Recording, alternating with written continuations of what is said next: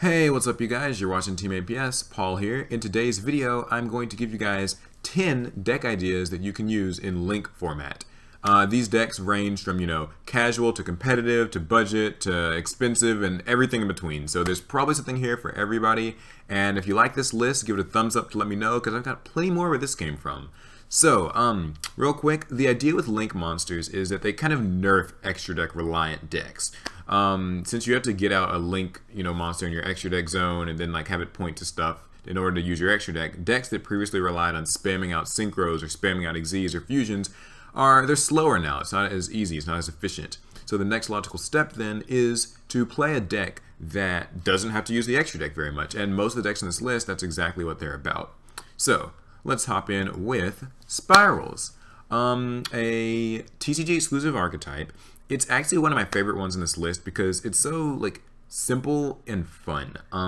It all revolves around Spiral Super Agent. You're trying to summon him, you equip him with different equipped spells, several traps require him to be on the field. But the cool part about this is this deck does not need an extra deck. It can handle, monster removal with Spygal Misty and spell and trap removal with Super Agent and stuff. They've actually got their own boss monster in Spiral Sleeper, which isn't all that hard to summon and can actually just blow up cards on your opponent's turn, which is pretty scary. The field spell searches your spirals and protects them from targeting. Quick Fix searches your equips. It's really simple, and you can use the extra deck in here. Like in my build of this deck, I run Glow Up Bulb as a way to quickly make things like Naturia Beast, but you don't really have to do that, and if you do, then you're only going to be maybe summoning one extra deck monster at a time. So it's a really safe pick. It's kind of right there in the middle in terms of casual and competitive, kind of easy to get your hands on. One of my favorites on this list. Number 2, we have Spellbooks. So this kind of feels almost like a relic now to talk about, but Spellbooks have always been one of my favorite decks because it kind of involves this sort of fountain, this sort of circle of advantage. And the reason why people didn't use Spellbooks before, for the longest time, is because it's kind of a slow-paced deck. It has to ramp up. It has to get a lot of its resource cards on the field, the resource generators, and turn over turn to kind of make it all into one thing. So Spellbook Tower recycles your Spellbook cards and gives you an extra draw, and Magician searches them, but he's also really weak. Then you've got things like, Spellbook Library of the Crescent that kind of adds searchability and stuff, and there's lots of different cards, but the thing is, you have to have time. You have to have time to get the counters on Starhall. You have to have time to recycle the cards for Spellbook of Fate. And what ends up kind of happening with this deck is it just gets run over. But because Link monsters sort of slow things down, I think that this deck finally has some time to compete. And it has its own boss monster, a lot like Spirals. You've got Priestess, who can pop cards. She's pretty big. And this deck does not use the extra deck for sure. It's really difficult for it to, in fact. So it just seems like a pretty good pick. And they get a new draw card soon, Spellbook of Rudra, I'm not sure, which is basically a Destiny draw for the archetype, which I believe comes out in Code of the Duelist. So this is actually a really cool deck and one that you should give a try. Next one is Cosmos. So I bet you didn't see this guy coming. Dark Destroyer. Fun. A lot of people have been talking about this as a viable deck when the Link format hits because it doesn't need the extra deck. You basically have your pilots, which are your small psychic type monsters. They have their own little effects and they can also banish themselves to some of the boss monsters like this, losing direction, like Dark Destroyer. The big ships, they have lots of attack. They mostly have the effect of not being able to be targeted. Dark Destroyer can pop cards. You've also got, Dark Lady, Forerunner, things like Cosmotown to recycle everything. And Cosmos, they combine well with different things. They combine well with True Dracos. They combine well with, Metal Foes if you want to go that route. You can use things like Balbaboon. There's a lot of versatility in here, and I think that the fun part about Cosmos too is that despite being kind of a prominent meta deck or expected to be, they're not hard to get a hold of. They all got reprinted in that Gold Series pack, and they're very easy to get. So this is a simple deck to get your hands on, and really effective. Probably one of the most competitive on this list. Next, we've got Infernoids. So there's this weird thing about Infernoids where people like to think that this deck is dead just because That Grass Looks Greener got limited, but I mean this was a deck even before then, and it still is now. Infernoids are basically all about sort of sending as many of them as you can to the grave through cards like Reasoning, That Grass, whatever, and then using those monsters as fodder to summon any Infernoid you want. The small Infernoids just have basic effects. They can pop spells, they can pop traps. The bigger ones have Heavy Storm, Raigeki type effects, like Diviety and Nunku, and a Tondel gets extra attacks. And they can also banish cards from your opponent's graveyard. It's a quick effect they can do in either turn, so it's really easy for them to run away. And it kind of ramps up over time because as your opponent gets rid of your Infernoid monsters, they just become tribute fodder, or banish fodder rather, for, you know, even more bigger ones. So it's a fun deck. I think it's competitive. I think you can run it with grass. I think you can run like a Void Feast variant. That card came out in Raging Tempest.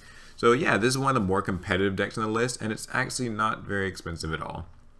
Next, we've got Herald of Perfection, which I kind of want to just tie into Cyber Angels. So, as we know, fusions, rituals, fusions, synchros, and Xyz are all affected by the link mechanics, but ritual monsters are not. So, Herald of Perfection is very easy to summon, and it is a really powerful control card.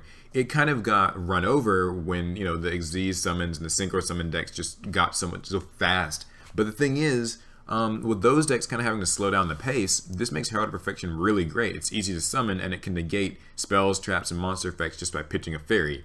And conveniently enough, you've got this archetype of Cyber Angels that are all fairy rituals. They get effects when they're attributed. They can search each other out, and that's really cool. They can recycle each other. You can even throw in, you know, the Star Seraph engine, the stick and the chair, scepter, and I forget what the other one's called. Anyway, you get the idea. So basically you have a fairy ritual deck, and this is sort of your centerpiece card. And I think that honestly and truly any given ritual deck will be good in links, but this one will probably be the one to watch out for the most.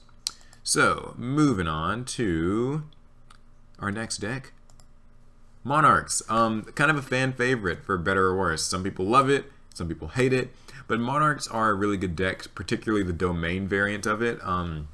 What's really fun about Monarchs is that they have a lot of consistency, even with their cards being like limited and stuff like Pantheism. It's actually really easy to search your Monarchs out. You've still got Tenacity, you still have the one Pantheism, so there are still draw cards, and you still got the Prime Monarch for, you know, providing tribute fodder when you need it.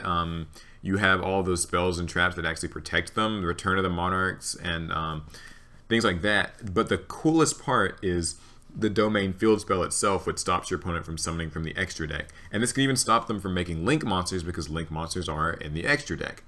That alone makes this actually a super competitive deck. Even if links begin to take off and become overpowering, you'll always have domain to stop them.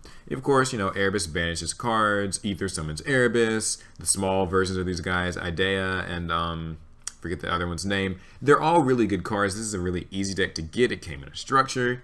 I think there's no reason not to at least give it a try. And the next deck is Subterrors, one of my favorites. I actually still need to update my deck profile of that, but it's neither here nor there. So, Subterrors. It's another TCG exclusive archetype. It actually came out alongside Spirals, and it never took off, mostly because it's slow. You have to set these monsters. They're flip effect monsters. They have very powerful effects, but the thing is, they just never kind of had time to get off the ground, and they'll just get, you know, flooded out by an Xyz spam deck, Zodiacs. So, what's cool about this then is that with link monsters out and your opponent kind of having to take extra resources and time to build up a field, it means that your Subterrors can actually get time to do things, and these guys have really powerful effects. I mean, Stalagma is just the draw card, and it's a plus, but you've got things like Umastrix, which can banish cards, and Ultramathos, which can like flip an entire field face down. And then when you have the field spell, Hidden City, it searches your Subterrors. You've got Fiendus to protect them, and it all really works. It just needs a little bit of time to take off, and I think that with link monsters around the corner, that kind of gives this deck a little bit more viability because it does not need to touch its extra deck at all.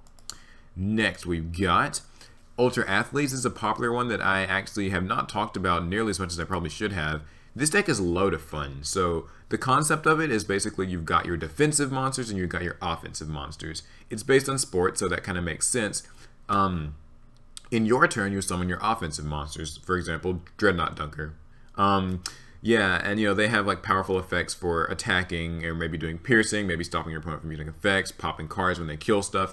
Then you have your defensive monsters, which you summon afterwards, and you summon them by returning a UA monster from your field to your hand. So that's where things like Blockbacker come into play. They have high defense, they usually stop, you know, targeting or destruction. And this deck's actually super consistent. They actually have 2 search cards. I think it's Penalty Box, which you can actually use with like Foolish Burial Goods. They've got a field spell. They're actually all warriors and they're earth, so there's a little bit of synergy there. I think that this is a deck that more people need to check out because all the cards in here are commons and rares, so really, really, really budget. Next we've got Dinosaurs. Ultimate Conductor Tyranno says hi. I don't like this card a lot, but the Dino deck itself is really, really strong. So you guys kind of know how this works. It's been popular for a long time now. The structure deck, 3 copies of it, bam, you've got your dinos. Ultimate Conductor Tyranno is one of the most powerful boss monsters from a structure deck I think that we've ever gotten. It can flip things down and then deal damage and set off your dinosaurs. And you might be thinking, well, the reason dinos are good is because they can, you know, make like Laggy and Dolka and all these Xyzs and Synchros. But you actually don't have to do that. You can run the Lost World dinosaur variant that comes in the structure deck and just control your opponent literally with just that. You've got like Soul Eating Oviraptor and Baby Ceratosaurus and all that stuff. They still can summon these cards from the deck. So I definitely think that this is a deck that's budget and it's probably going to be really good in link formats. Also, we have, for our last deck, Yosenjus. Another really fun sort of anti-meta style deck. Basically, they are like spirits, but not quite spirits. They have cool effects when they get summoned, and then at the end of the turn, they all bounce back to your hand. A card that was really popular to use in this deck was actually Card of Demise because, well, you know, you can resolve Card of Demise's discard before you resolve your Yosenjus and return them to the hand. And since you're running so many like spells and traps in this deck usually, Card of Demise lets you see your trap cards really early, and the trap cards are usually floodgates that make it really difficult for your opponent to play. It's also low-key one of the best decks for using Drowning Mirror Force because your Yosenju monsters will be off the field, so Drowning Mirror Force means your opponents are going to be attacking you directly. You can shuffle all their stuff back into the deck. All in all, it's a fun deck. It's actually not all that hard to get a hold of either, so definitely worth a look. And that concludes the 10 deck ideas that you can try out in link format. Remember, let me know what you guys are planning to run in links. If you want me to do another video like this, you can just give it a thumbs up to let me know. I've got plenty more where that came from.